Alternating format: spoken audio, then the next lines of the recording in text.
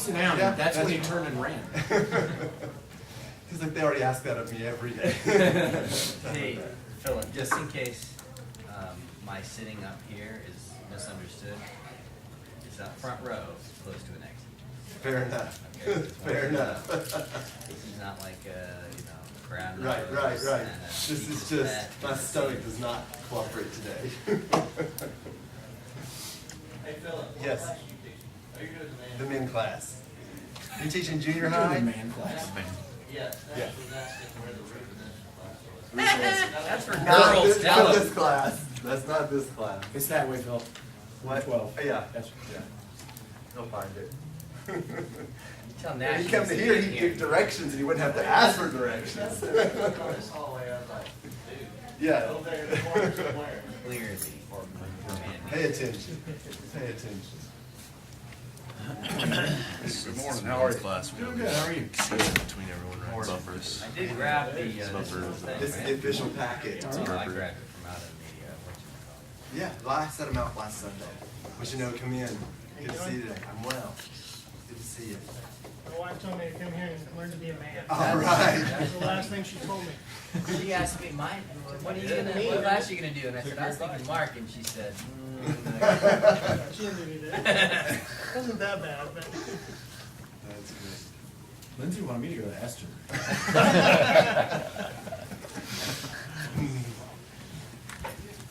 Close to the front. Yeah, I'll come too. what if somebody else wants to sit by a chest? How are you? That's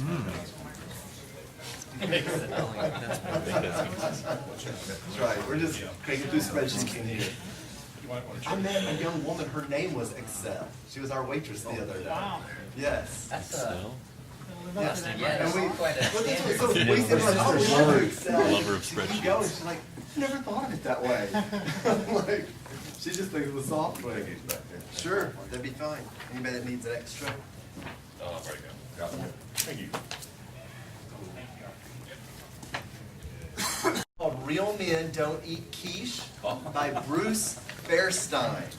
F-E-I-R, Fairstein. But I've never read this book. I just think the title is funny. That's pretty good. Yeah. Enough bacon, and anything is good for breakfast. Come on in, guys. Come on in. Good morning. Yeah, Rod's got extra handouts if you want an extra handout. Rod got one off if you just want this morning's lesson. It's like sample and then jump to Mark on Wednesday. So, very good. Yeah, don't get used to seeing me. Yeah.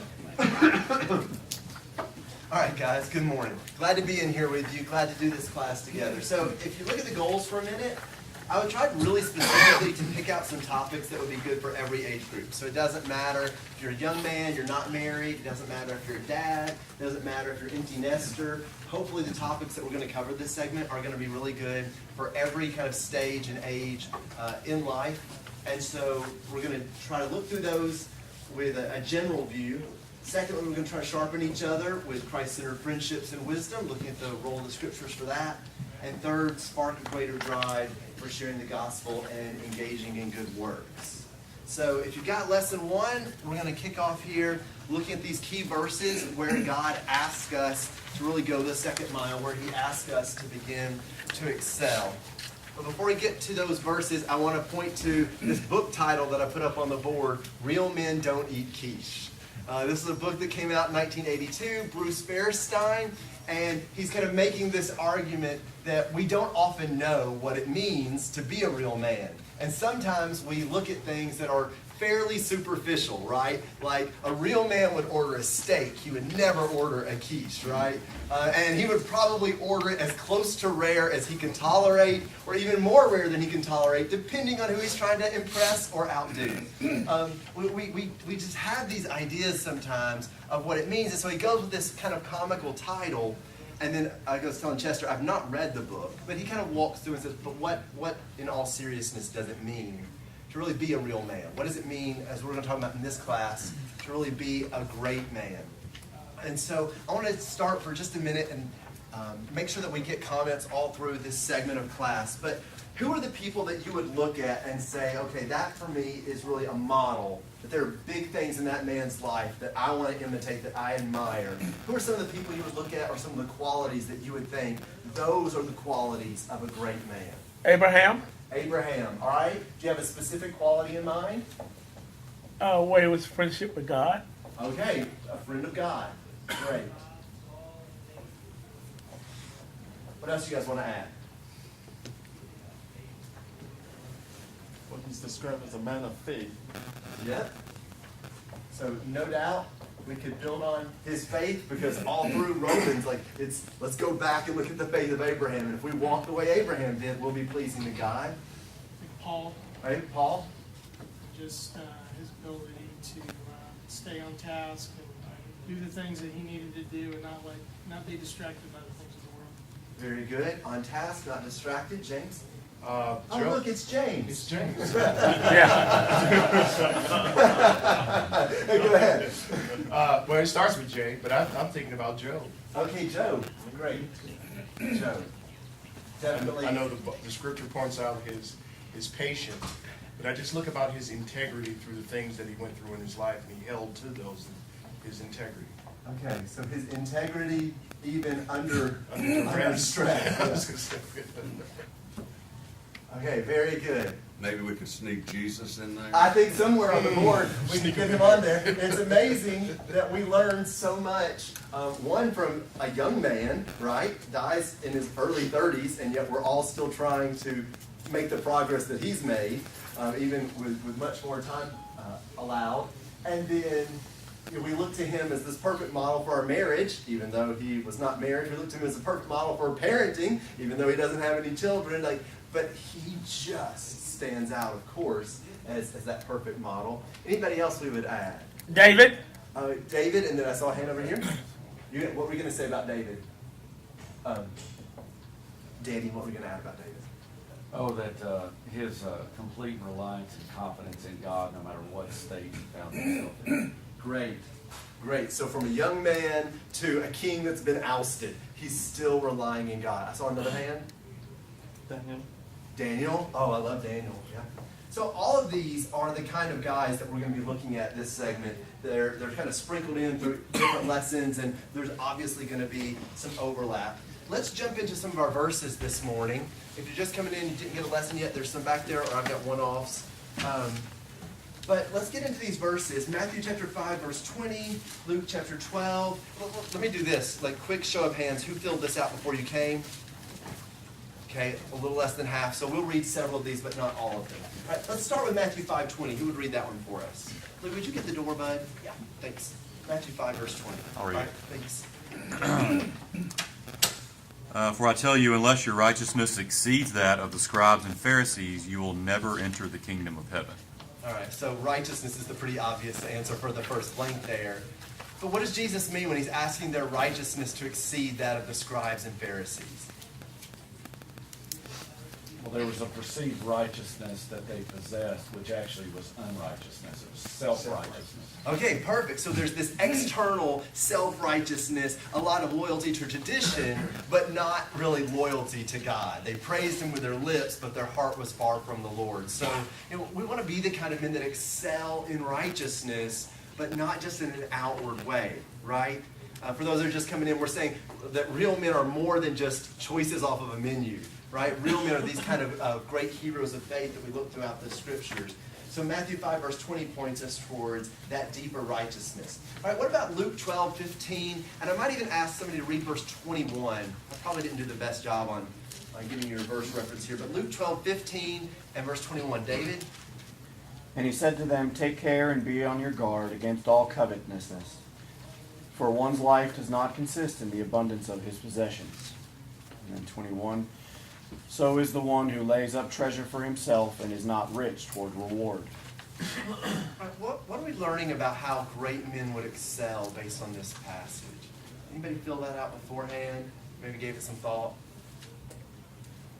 It's not about your finances. Yeah, right. It's like the bumper sticker, the guy that dies with the most toys wins. that's not really the standard we're aiming for in this class. It's more than just, did you get a great speedboat? There's a lot more to it than that. We all know that. Verse 21, I think, is important in reminding us that we want to be rich towards God, that great men excel in good works more than we excel in possessions. And so that becomes pretty important. Who would read in first, again, it's fine. I don't know why I didn't put those down, but I was thinking about, this also has something to do about properly assessing your life. Nice. So that's what I put. I didn't really think about money and those Sure. things like that, but I think when he's saying one's life, you have to do some assessment Excellent. about your life and see what does it consist of? What are you really aiming towards? What are the goals that you're trying to, and of course, then when you get in 21, I'm supposed to be treasuring up things to God, not really these things or valuing these things of the earth more. So I may have gotten that wrong. No, I think that's awesome. That's excellent. That self-assessment, that idea of being able to evaluate where things really are in my life and make some changes where I need to. David? I was going to say, I also put down, I thought about, it's about being content. So it's not necessarily, the covetousness is kind of get you away from that, and it's being happy with what you got. We are all so very blessed. So yeah, I watched a YouTube video about that last night, and it said in 1958, the average CEO made 12 times more than the person working the average wage of his company. You want to guess what it is today? Higher. What? 1,200. Not quite that. 475. The average CEO makes 475 times more than his average employee. There's a pretty big gap there. So contentment is something that you're not going to pick up automatically from our culture, right? Contentment is something that's going to take us some focus, and especially when we get to the stewardship lesson, we're going to dive into, me and Danny were talking about that just a couple days ago, the role of contentment. All right, let's come down to 1 Thessalonians. I'd really like to grab these three verses from chapter 3, chapter 4, and later into chapter 4, because this is where the title of our class is coming from, this idea that we would excel still more. The Greek word that's being used there for excel is also translated as abound, or sometimes super abound. And all of the verses that we're looking at on the worksheet are using some form of that Greek word for excelling or abounding. And it's here in 1 Thessalonians that Paul's talking to good men. And I knew, when whoever came into this class this morning, I was going to be working with good men, guys that would know that this is already deeper than just what you order off of a menu, and men that know that Jesus is like the ultimate example for us. But he's talking to a group of good men and saying, hey guys, push yourself. Excel still more. So who would read these three for us? Chapter 3, verse 12, 4:1, and 4:10. Who would read this? Okay, Daniel, thank you. 3:12, and may the Lord make you increase and abound in love for one another and for all, as we do for you. And 4:1, finally then, brothers, we ask and urge you in the Lord Jesus, that as you receive from us how you ought to walk and please God, just as you are doing, that you do so more and more. And then 4:10, for that indeed is what you are all doing to all the brothers throughout Macedonia. But we urge you, brothers, to do this more and more, and to aspire to live quietly and to mind your own affairs. That's better. Sorry. You're good, you're good. So you can see at the end of verse 3 that more and more, or excel still more. What other translations do we have for that phrase at the end of verse 1 and the end of verse 10? More and more, excel still more. Any other translations in the room? Okay, so we're pretty unified on that. All right, what is the context here in in 1 Thessalonians? What's the context here? What is he talking about specifically that he wants them to excel in? Love. Not many men's books are going to start out by saying, right, you'd be a great man by excelling more and more in love, and then repeating that concept again and again. But that's what he wants them to first focus on. Who is the object of their love in these verses? Yeah. It's not even just a verse about God. Obviously, we want to love God with all our heart, mind, soul, and strength. But he's specifically talking about the love that they have for fellow Christians, and the way that love shows up in their service for one another. Notice in verse 1, how does he describe their walk? How does he describe their walk? In chapter 4, verse 1. Pleasing to God. Yeah, pleasing to God. That's really big. We want to walk in such a way that we please God. Remember that like the word walk is used in Ephesians 7 or 8 times. Walk worthy of your calling. Walk in love the way Christ did. Walk in holiness. All these different walks. There's a walk passage here again that says our daily conduct is supposed to be full of a love that continues to excel. Our daily conduct is supposed to be full of a love that continues to abound. And of course, this is going to be a bold love. This is going to be a sacrificial love. This is going to be a courageous kind of love. But it comes back to something that we're supposed to be continuing to excel in. So it doesn't surprise us to sit in a Bible class and read Matthew 5 and say, oh, I'm supposed to be more righteous.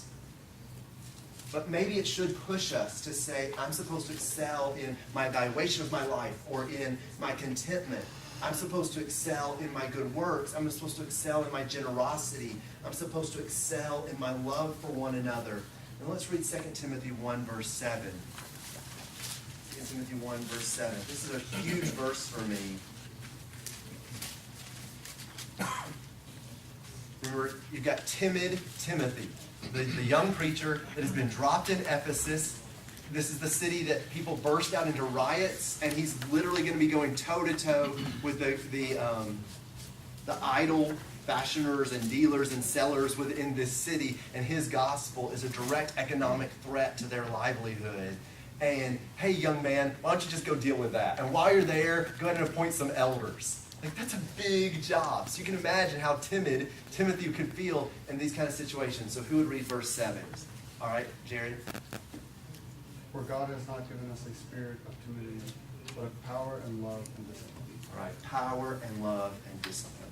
Here's why this verse is really big to me. There's a book called Wild at Heart that came out in the early 2000s, late 90s. And he says that your father, your earthly father, will bring you only so far in teaching you to be a great man. Say maybe you have a really wonderful earthly father, and he brings you about 60% of the way in teaching you what it means to be a great man. Your heavenly father brings you the rest of the way. Or let's say you have kind of a deadbeat dad, right? And he only takes you about 10 or 15% of the way. Your heavenly father, he takes you the other 85. There is no one that their earthly father takes them the whole way. Just accept that. It doesn't matter how awesome your dad is. Nobody has an earthly father that takes them the whole way. We have a heavenly father that helps us pick up where our earthly father has left off. So 2 Timothy 1, verse 7, it is our heavenly Father who has given us this Spirit and who is helping us be men of power, love, and discipline, or self-control, depending on your translation. And so we're going to be talking a lot about those concepts in this class. How do we use this spirit of power that God has given us? How do we use this spirit of love? How do we use this spirit of self-control? And if you would look at the men that you guys selected at the beginning of the class, all of these have learned to excel in those three qualities. In Abraham's travel, in his great journey, right, there's a lot of power that goes into that, right? Power, love, and self-control show up in the lives of all of these men. And we want those qualities to really be brought to the forefront in our life as well. So that's kind of our introduction, that we need to be men that excel. It's told us in all of these passages, and we want to especially excel in these three qualities: power, love, and discipline. So now let's get into the middle section of our worksheet today, about a life well lived and a job well done. Look back to Genesis.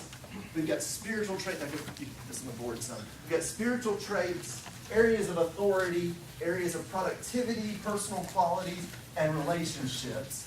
Let's see what you guys pulled out from Genesis, or what you want to pull out while we're looking through it. We're not going to read these long sections, number one, because they're familiar, number two, because you can skim it in your own Bible. Let's do spiritual authority, productivity, personal qualities, and relationships. All right.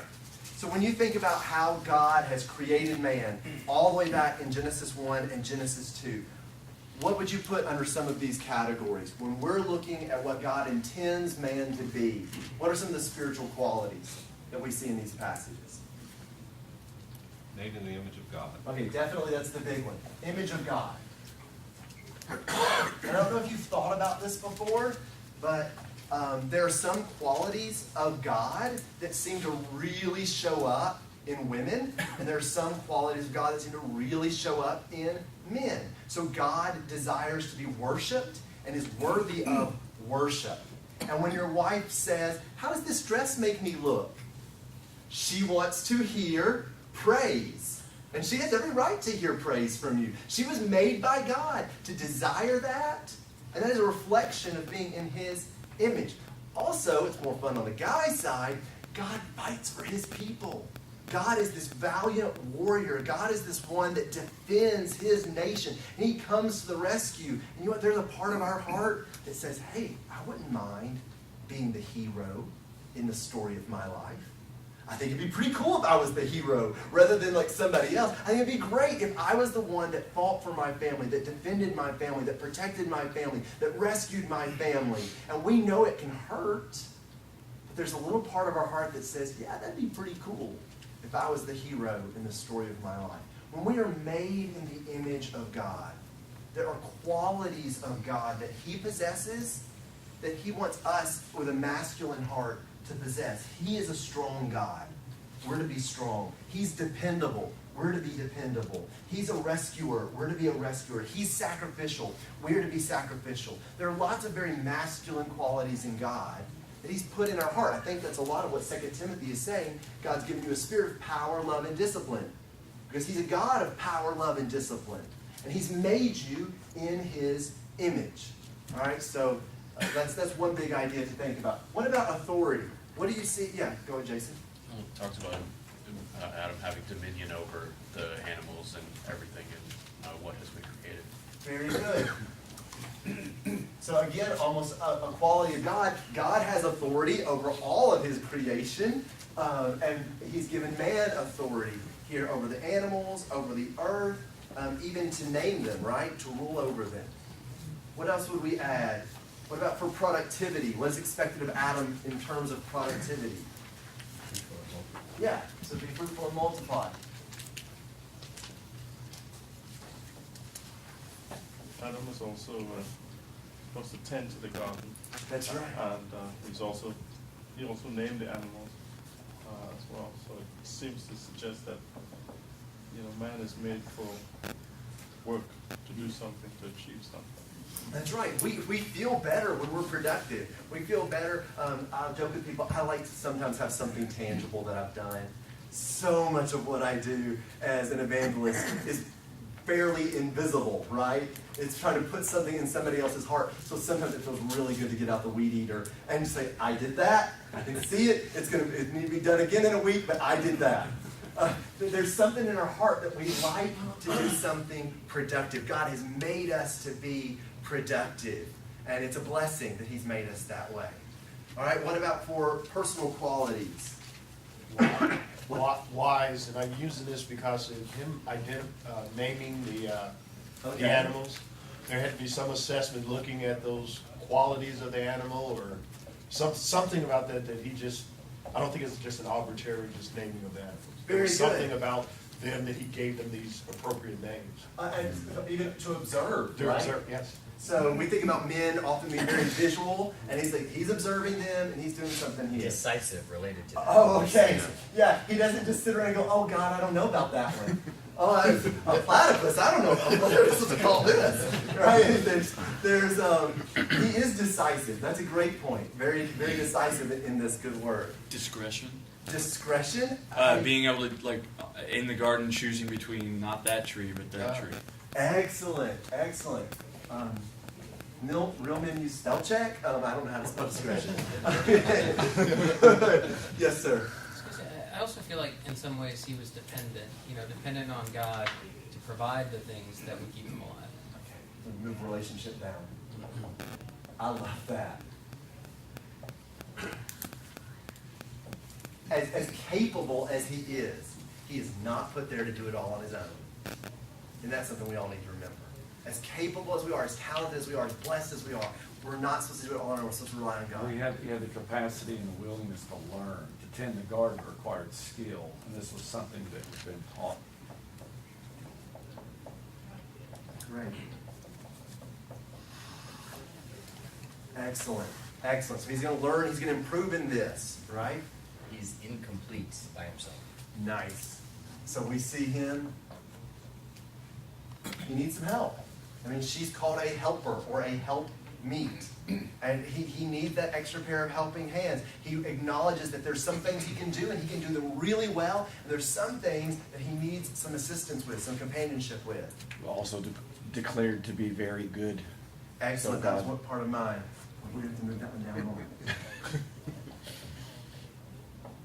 That God looks at him and doesn't say, oh, well, I made a mistake. yeah, You this are. is a mess. Yeah.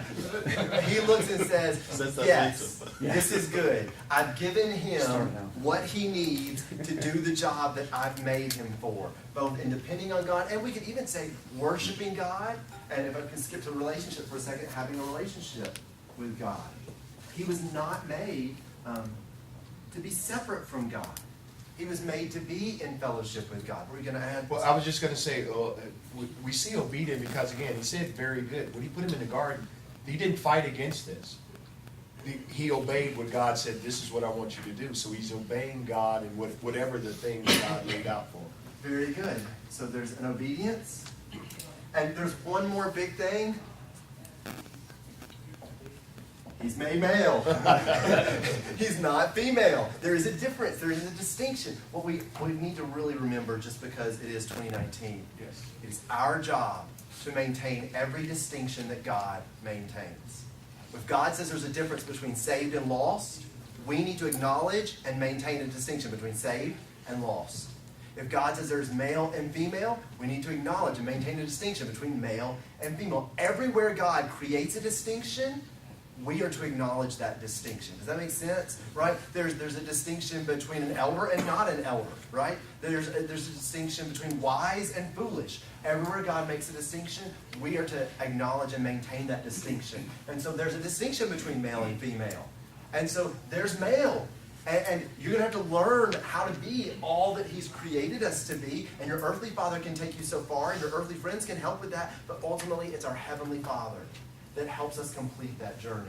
All right, what about relationships? Anything else we're going to add there? Or, I mean, you guys blew it out of the water on this one, so don't let me stop you if you have another excellent way to add. Well, it's back to the authority thing. The relationship with God is that submission, that willing to submit to God.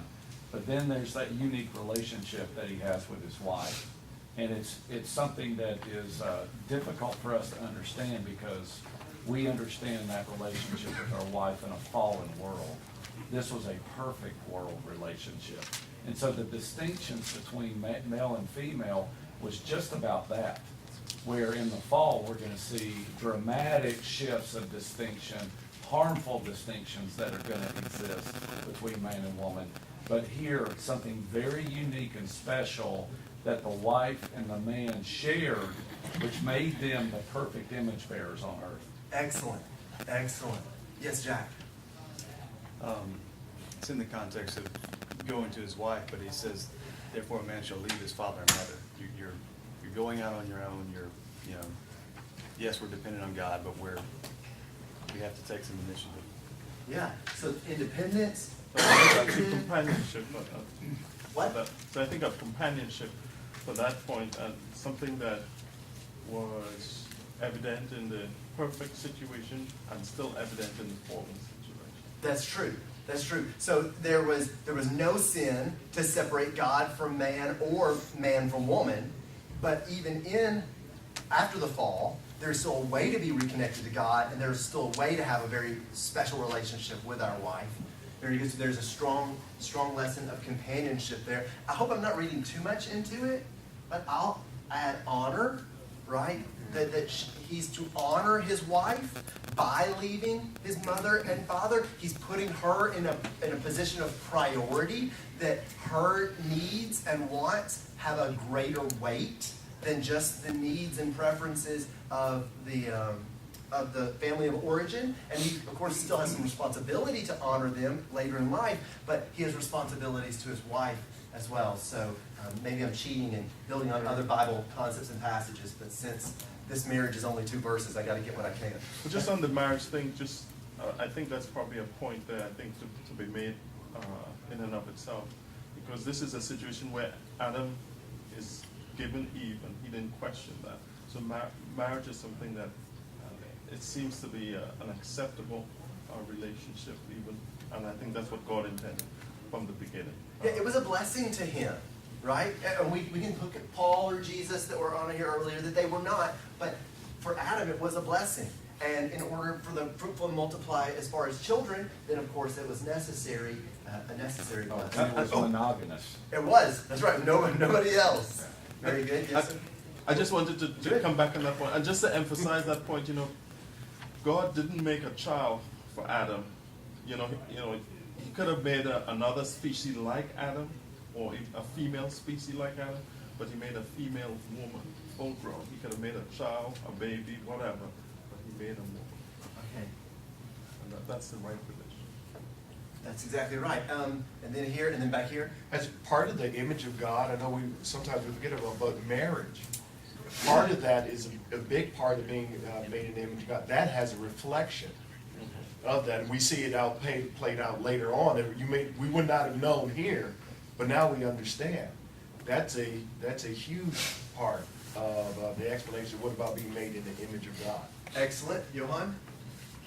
Yeah, I was just going to say that I think a big one is in our relationship with each other, we have this innate sense of what's right and wrong, justice, right? Like in the animal kingdom, anything goes, right? But we know, even if we don't believe in God, we were created, so we know that it's not right to kill somebody to get their bowl of soup, right? Or whatever, right? So, I mean, we had a sense of right and wrong, even if we don't believe in our Creator.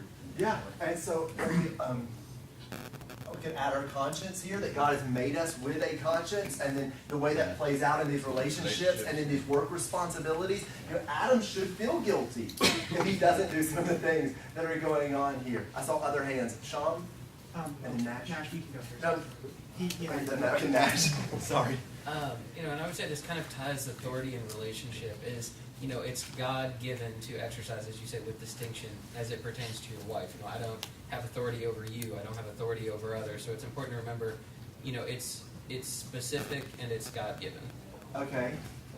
So specific, God-given. If I'm not going too far, I would add even because it was limited. I have authority over my children and my home, but I don't get to come and make you do everything at your house exactly the way we do it at my house. So there's a sphere of authority that has some boundaries and some limits. Sean?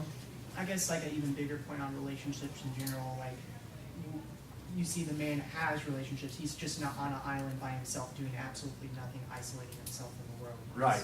He makes sure that he has a relationship with God, his relationship with his wife, and then, as we know, with his kids, and ultimately mankind as a whole. He's not like a monk or something. Not just a loner, not just, he is connection, and in fact, I'm going to build on that, he has a responsibility to connect because he has too much to offer to others.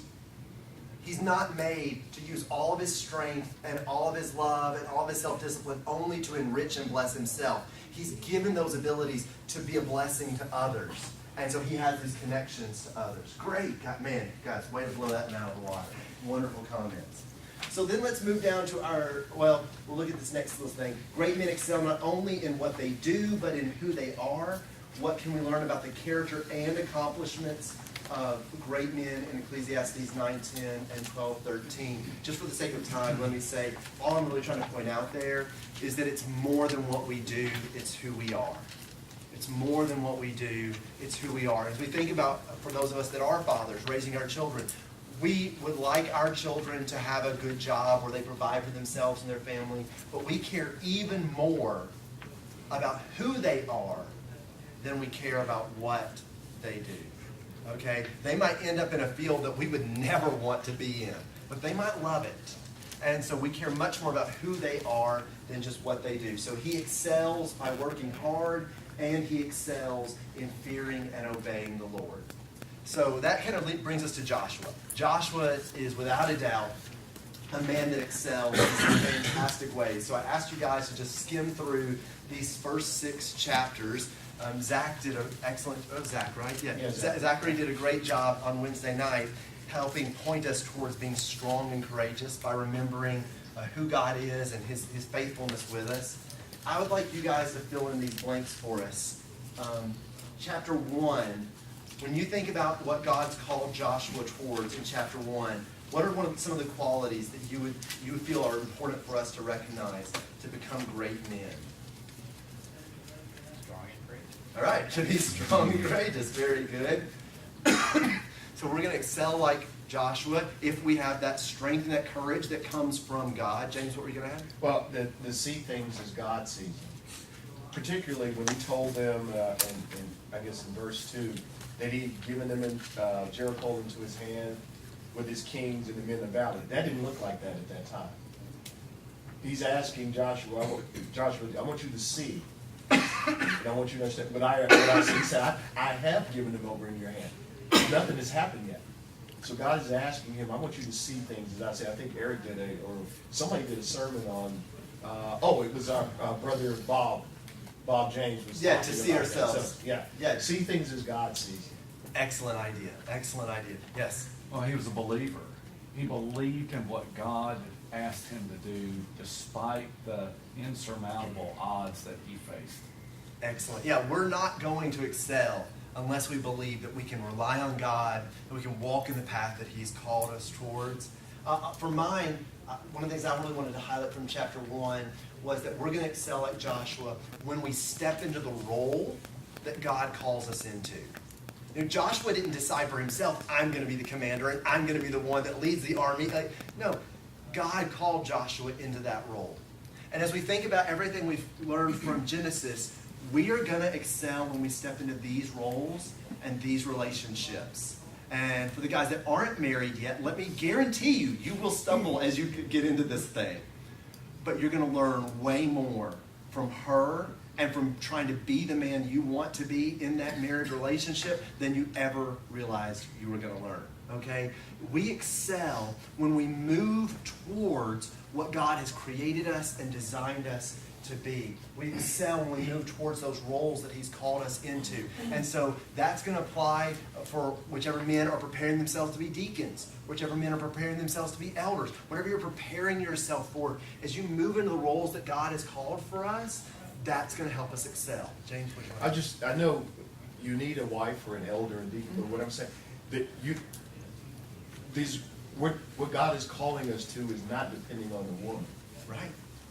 And so, and I'm just saying this, when someone says, my wife for instance, if she's not behaving in whatever fashion I feel in my mind, that means I should stop doing these things that God has called me to do. That's not correct. He said, I called you, these are the characteristics you're to have and strive for, regardless of what someone else does, or the culture does, or whatever else is around us. Yeah, even if no one else was getting ready, Joshua said, as for me and my house, right? He's that decisiveness that we talked about. He's committed to that call that God has given him. So, great answers. To be strong and courageous, to see as God sees, to be a believer, and to step towards that role that God calls us into. Let's look at the second chapter. What would you guys pull out of the second chapter to say, hey, we're going to excel like Joshua when we do what? What did chapter 2 teach us? Plan ahead. All right, plan ahead.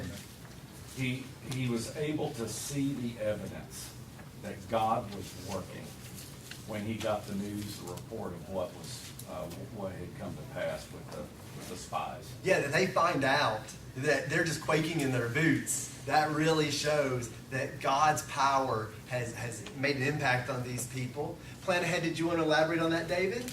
Well, I mean, God had given him this charge to take the land, and he doesn't have any specific instructions from God on what to do, but he had the wisdom to say, let's send some spies and see what we're getting into, and see the land, especially Jericho, which would be our first point of contact there. And I think it was a good idea to get that information for the reasons Danny talked about, what they learned Yeah. What they heard from before the spies only reinforced their So confidence. gather that information and evaluate what you can collect and gather. I mean, how many of us, that's what our job requires every week, right? You got to gather some information, process it, and make a decision based upon it. And so he's doing that as well. What I love about maybe the common thread in each of those decisions is it took courage. It took courage to send spies, knowing that the last time spies were sent out, there was a mixed bag, right? It takes courage to move forward. It takes courage to do a lot of what is in chapter 2. So even though we often think of chapter 1 as the be strong and be courageous chapter, what we see in chapter 2 is he starts weaving courage into daily decisions. And that's so important for us as men. To say, okay, it would be more comfortable for me to do this, but it would be more courageous for me to do that. And to start weaving courage into our daily life. Dave? So, when your children bring just, shocking news, for good leadership in a home, you don't panic. You don't just freak out over what's going on and throw, what do we do about this? But what you do in the character of Joshua, in the character of good men, like our elders, that when they have such startling news, they're not responding in such panic. They're able to say, we are going to assess this. We are going to look how we can work through this problem. And so they're immediately working toward a solution, working toward dealing with the danger, or dealing with the problem that they're facing, just as Joshua did here in putting a plan together. Excellent, excellent. I'm not surprised by that. Right? I mean, we know the schemes of Satan. We know that he's after our marriage. We know that he's after our children. We know that he's after the church. We know what he's after. So we're not totally surprised by it. We shouldn't be caught off guard when evil is in our lives and around us. We should say, okay, what's the biblical way to address that? Jesus was not caught off guard that Satan was going to tempt him. That's not a surprise. Anything else from chapter 2 you guys want to pull out? All right. Yep. So let's look at chapter 3. Chapter 3, they cross the Jordan. We will excel like Joshua when we what? They cross the Jordan. Yeah, Jack? He gets his people ready for it. He's telling them to consecrate themselves. He says, here's what the Lord's going to do for you. He's getting them ready for conquering this land. Excellent. So when we prepare people, right? A leader that doesn't have anybody following him is just out for a walk, right? A leader is only a leader if people are actually coming with you. And for a lot of us as men, it means we have to slow down. It takes longer to bring our wife and our children along with us than if we just went by ourselves and did it really quick. Right? It takes longer for the elders to move an entire flock of people towards heaven than if they just did it by themselves. But real leaders bring people with them, and that requires preparation. That requires communication there with those that have entrusted us with that leadership. I saw another hand. Yes, Nash. And I noticed how, at the first verse, it says he rose early. So he's not just preparing the people, he's making an intentional effort in what he's doing. Great verse. Yeah, great phrase to pull out, Nash. Thank you very much. So he's going to get that lead time that he needs in order to bring the rest along with him. I said for chapter 3, we excel like Joshua when we are fully convinced that God is amazing. Because God parts the river stops the river for them, brings them through, shows this incredible power. He hasn't done a miracle like this in 40 years. But he's going to do this big miracle to show them, I got this under control. And we need to remember that there's an empty tomb that tells every one of us God has got this under control. He is amazing. He sent his son and he raised him from the dead. And he is going to raise us. We can have that strength and that courage when we are fully convinced that God is amazing. And we want those that we're leading to be convinced of that as well, to see the God's care for his people. So he's preparing them. He's up early. All those were great comments. All right, chapter 4. They come through the river. What happens here? We excel like Joshua when? Yes, Sean? We remember what God's done for us. Yeah. We have to. We have to. Come all the way back to chapter 1 for a second. Look at chapter 1. Verse 6, be strong and courageous. Why? Because you can remember the promise that I have made to give you this a possession. It's remember. Verse 7, be strong and courageous. Why? Because you know my commandments and you're not going to depart to the left or the right. You can remember my instructions. So remember my promises, remember my instructions, and then verse 9, be strong and courageous. Why? Because I'm with you wherever you go. Remember that I am here for you. Just like God was there for Adam, God is there for Joshua. It's this chapter 4 is all about remembering God, remembering His goodness, and even celebrating it. Making a big deal out of it. Knowing that this is something that is just a great, great blessing. So I put celebrate and memorialize God's goodness. And planning to remember later. That's right. To have some recognition that this is going to come up again and going to be acknowledged and discussed for future generations. Good. All right, chapter 5. We can excel like Joshua when we stop and correct things we've neglected, even if it's painful. Wasn't that tactful? Chapter 5. They go through and circumcise the nation. Stop and correct things we've neglected, even if it's painful. Isn't that a lesson for us?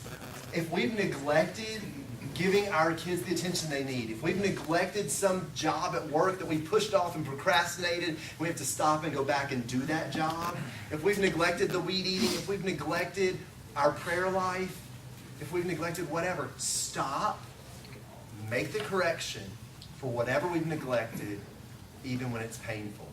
Dude, that is a huge lesson on what it means to be a great man. Because on our list, Abraham had to do it. David had to do it. Paul had to do it over and over again. Peter, they had to stop and make a correction. We're not going to just skate through this with a perfect trajectory. We're going to stumble along the way. And so chapter 5, I think, is really a great lesson for us as men. Chapter 6, they come in and they defeat Jericho. We excel like Joshua when we what? I got ahead of myself. What? When that's at 6. I started off with 6. Yeah, so chapter 6, we excel when we what? Depend on God. Depend on God, follow God's lead, even when the plan doesn't make sense, right? Depend on God, follow Him, even when God's plans are very unexpected. We want to trust God's plans. Joshua was not going to be successful if he ignored these 6 things.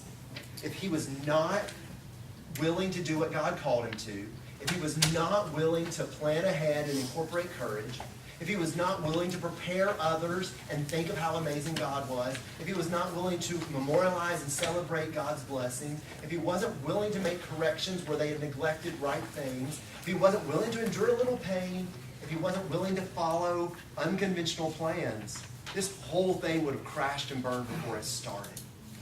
But he did those 6 things, and God blessed it over and over and over. And so this class is saying, this is about excelling still more. Doing more and more of those things that God has called us to, and learning from incredible men like Joshua so that we can be the kind of men that He created us to be. I think we're really going to sharpen each other. I love the comments. If I ever get too preachery, if I get on a roll, just throw your hand up and go, Philip, I wanted to say something about that. Y'all help me tap the brakes. Otherwise, I'll get on a roll. But this is going to be an encouraging class. Thank you very much for choosing to be in here.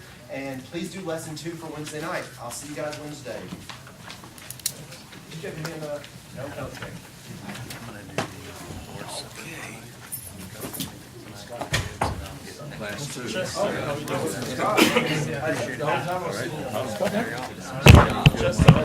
What happened to you, brother?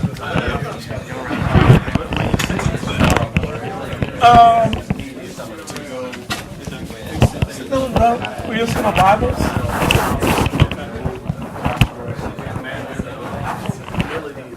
All right, I'll show you. Thank you, brother.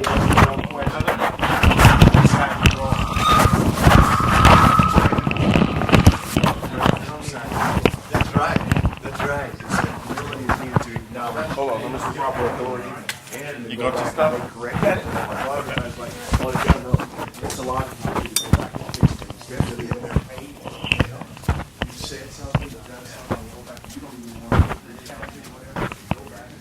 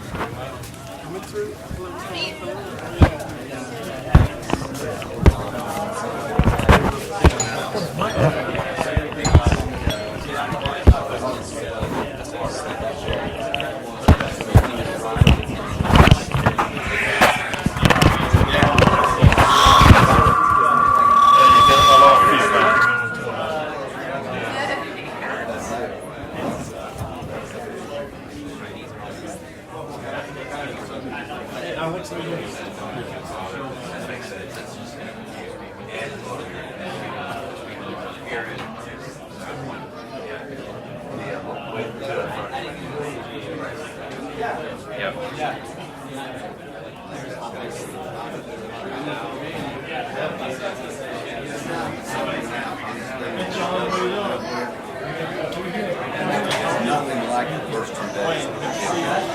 And then I could stand here and twist and I'll go to the but that's gone. I've been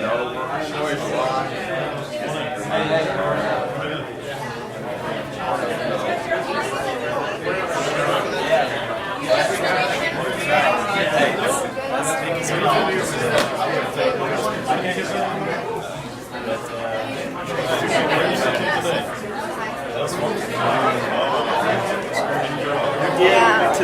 There's it's called the Falls. I don't know what. You're in Blue Ridge, Blue Ridge.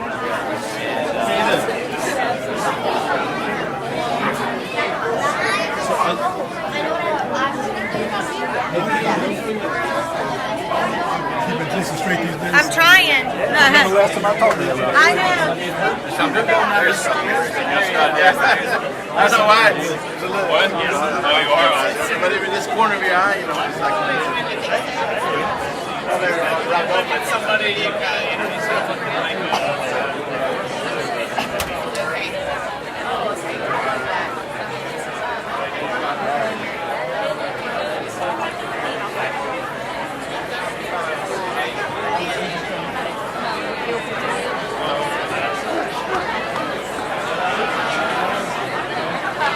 Hey, Chester. Hey, how you doing, brother? Good.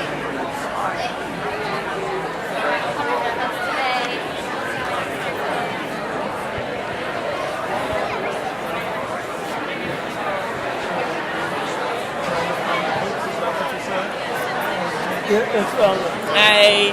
Hey, how you doing? Good. How are you? Great, nice. Hey, how you doing, brother? All right, thank you. Good to see you. Hey, Rosemary. How are you?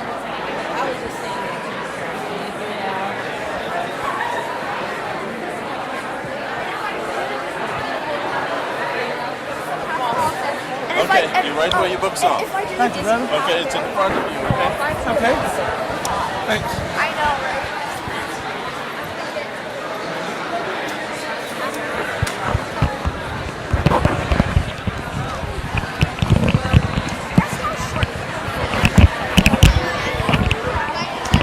Hey, Chester, how are you doing?